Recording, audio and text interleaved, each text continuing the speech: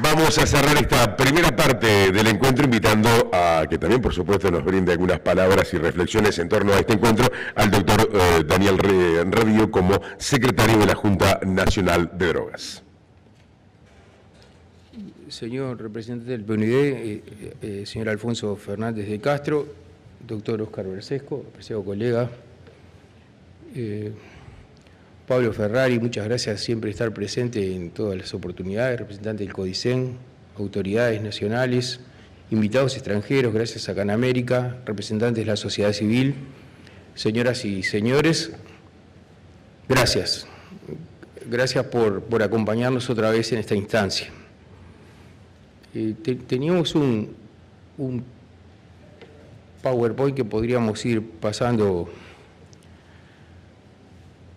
La cruzada planetaria contra las drogas ha logrado que automáticamente todos nosotros identifiquemos a las drogas con un montón de características y de consecuencias que tienen connotaciones siempre negativas.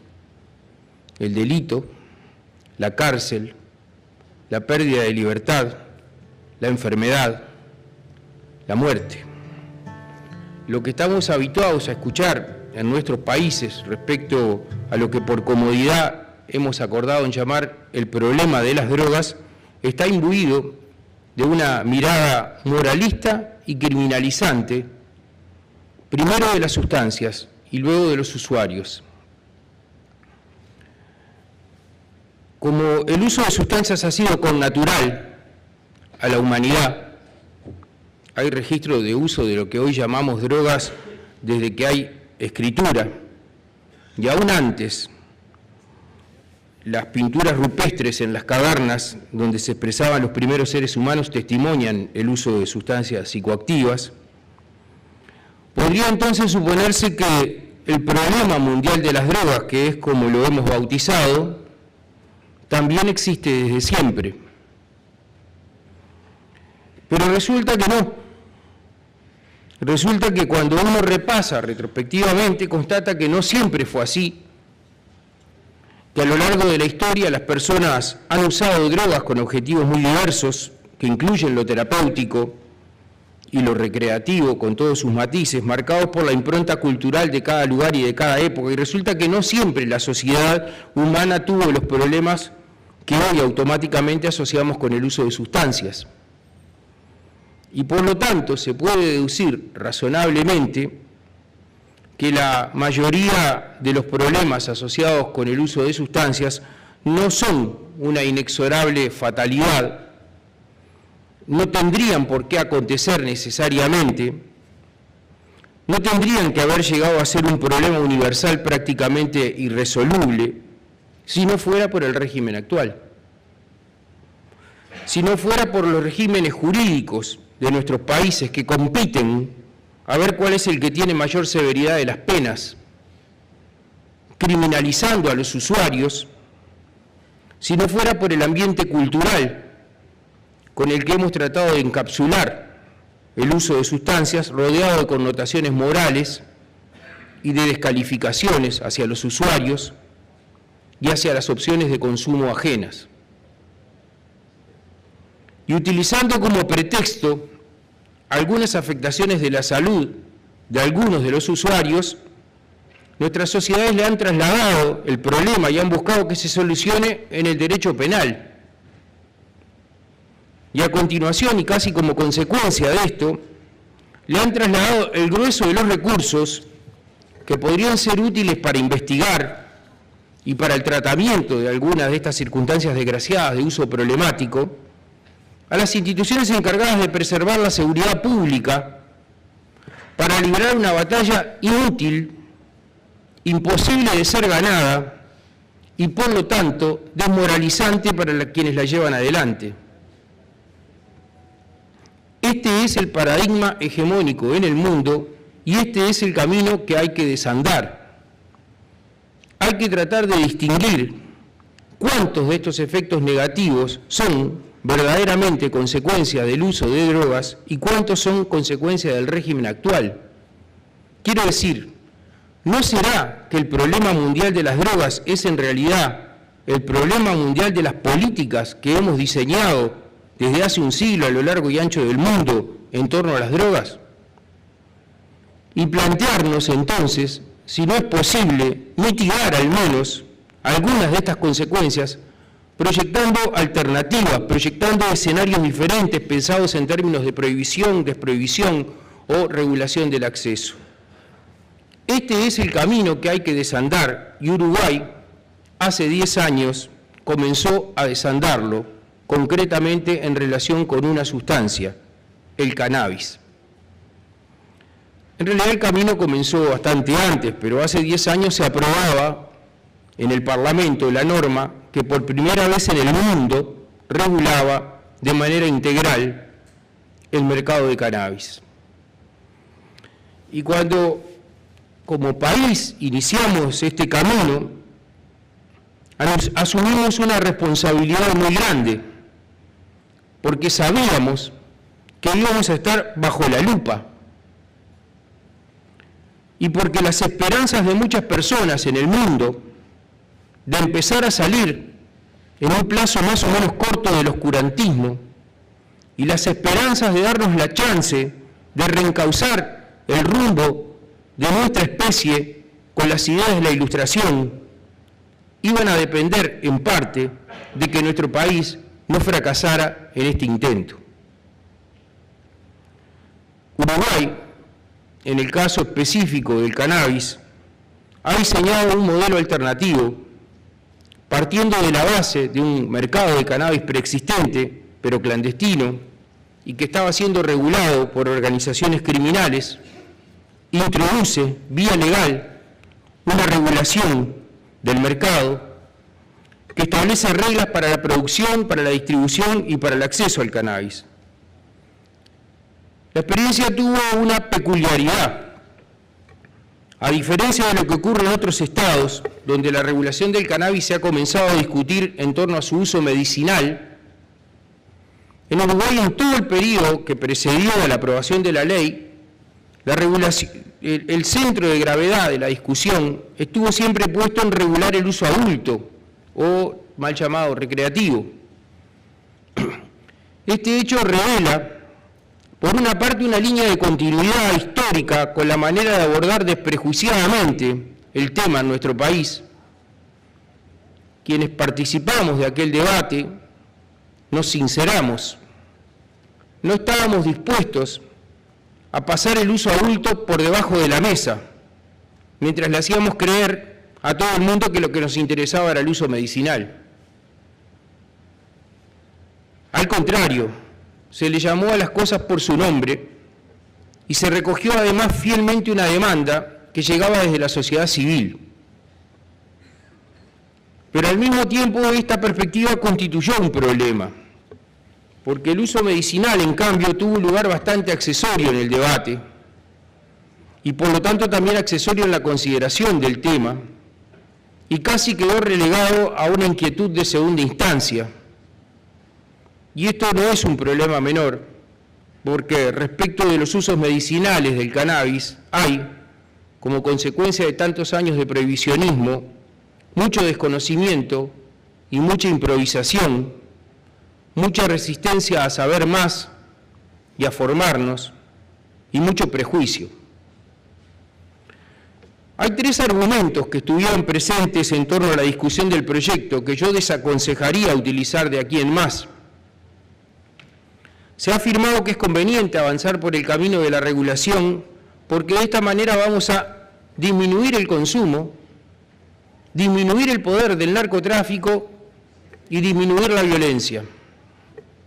Los 3 argumentos son, desde nuestra perspectiva, equivocados. El consumo no va a disminuir porque nosotros regulemos, por una razón elemental. La gente no consume porque esté prohibido o porque el acceso esté ilegalizado. No deja de hacerlo. Es más, por el contrario, consume a pesar de que esté ilegalizado. El poder del narcotráfico no va a disminuir.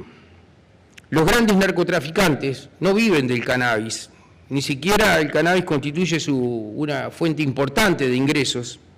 Y además las organizaciones criminales que desarrollan el tráfico son polifuncionales y se reconvierten. No es verdad que se vayan a ver debilitadas. Y la violencia no va a disminuir por la elemental razón de que el cannabis no está asociado a la violencia. Ahora bien, si regulando no vamos a disminuir el consumo, no vamos a combatir el narcotráfico y no vamos a disminuir la violencia, ¿para qué regulamos? Para proteger el derecho de las personas en su decisión de consumir. Esto hay que decirlo de manera contundente. No regulamos para combatir a nadie, regulamos para proteger derechos. Para que quien ha hecho libremente la opción de consumir, primero sepa lo que está consumiendo y para que además no se vea obligado a vincularse con organizaciones criminales para acceder al cannabis. Porque la vinculación con el mundo narco es mala per se, no por el consumo, sino por el entorno social. ¿Quiénes son tus contactos? ¿Quiénes tienen que ser tus amigos? ¿Quiénes tienen tu número de teléfono? Etcétera. Y en esta perspectiva, desde este punto de vista, lo importante no es qué pasa con los narcos, sino qué pasa con los ciudadanos. Y nosotros tenemos el deber de trabajar para proteger el derecho de las personas en su decisión libérrima. El derecho a usar drogas. Casi diariamente tenemos noticias de una persona herida o muerta o detenida en un procedimiento en una boca de venta clandestina. Jamás tuvimos esa noticia con los miles de ciudadanos que concurren a comprar cannabis en el mercado regulado. ¿Eso nos parece poco avance en términos civilizatorios? Pasaron 10 años de la aprobación de la Ley 19.172 y me animo a afirmar muy esquemáticamente por lo menos 3 cosas que me parecen muy importantes. La primera, cuando el Parlamento votaba aquel proyecto no solo decidía dar un paso trascendente en el sentido de la regulación, sino que estaba decidiendo acerca de un modelo de regulación. Un modelo de regulación que hoy se encuentra cuestionado desde varios lugares y cuya modificación no es sencilla, porque no escribimos sobre una página en blanco, sino que transitamos un proceso que tuvo muchos aciertos y unos cuantos errores, pero que generó algunas inercias que no son fácilmente modificables. Entre otras cosas, este proceso generó que haya actores en escena con intereses encontrados, con compromisos contractuales, con algunas rigideces que restringen nuestra capacidad de maniobra. Segundo, estamos demasiado quietos, frenados por condicionamientos de todo tipo y no solamente de orden político. El mundo ha avanzado indiscutiblemente en un sentido que a mí me parece adecuado en relación con una mirada distinta que nos sigue alejando del oscurantismo en relación con esta planta, sobre todo en términos de investigación, de conocimiento, de aportar luz. Otros países han sido capaces de ser flexibles y han adecuado el funcionamiento de sus aparatos técnico-burocráticos para ponerlos al servicio de las soluciones. El mundo ha avanzado y nosotros no hemos avanzado tanto.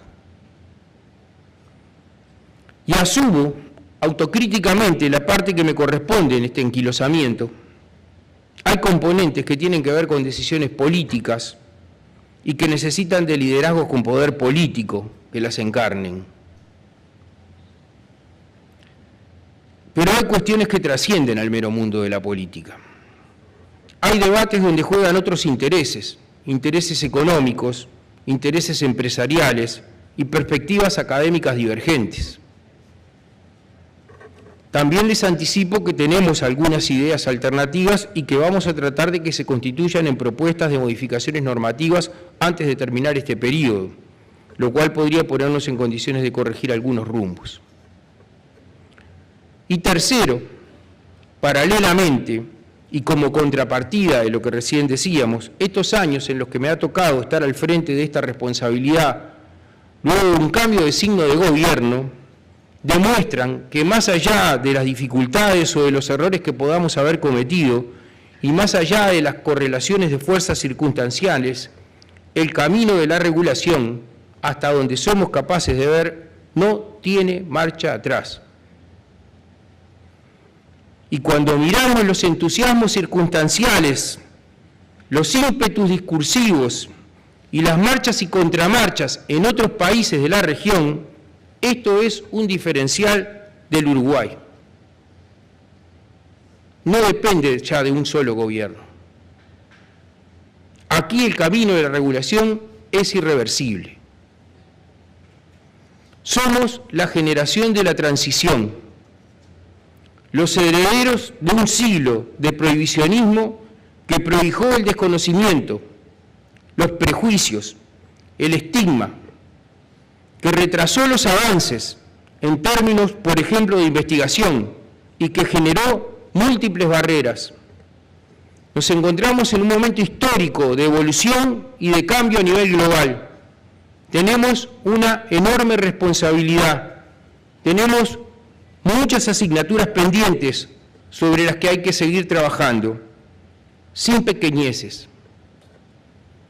Tenemos el deber de seguir clarificando objetivos y estrategias que orienten nuestro derrotero futuro, pero la regulación no se revierte. Gracias.